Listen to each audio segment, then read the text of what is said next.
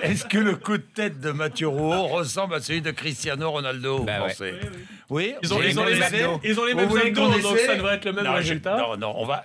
D'abord, soyons sérieux. Ah. Soyons sérieux avec la régie Info. Nous verrons après. Mon invité tout à l'heure, 8h35, 9h sur RMC BFM TV, sera Laurence Rossignol, ministre des Familles, des droits des femmes, de l'enfance, etc., etc.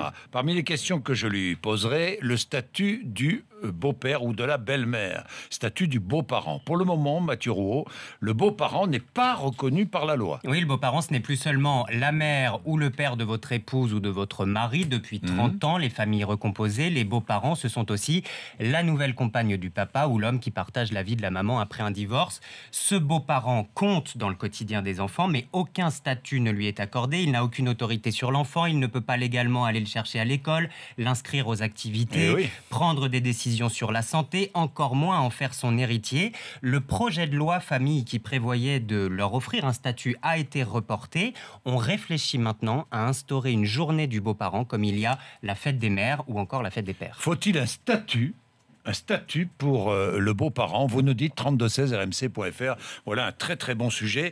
Et puis hier, le projet de loi égalité et citoyenneté a été voté à l'Assemblée nationale, un texte fourre-tout. Et parmi les mesures, certaines vont changer le quotidien des Français, Mathieu Rouault. Plus besoin d'être français, d'avoir la nationalité française pour ouvrir un cabaret, un bar, une entreprise de pompes funèbres. C'était obligatoire jusqu'à maintenant.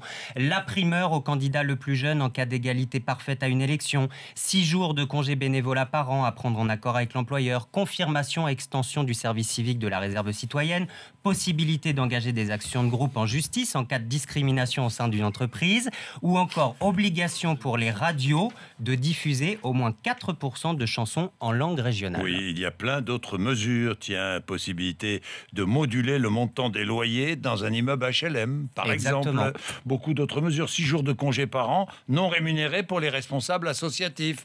Puis nous parlerons de la fessée aussi, avec Laurence Rossignol. Le texte sur la fessée devra être lu par le maire lors de la célébration des mariages civils. Allez. Allez.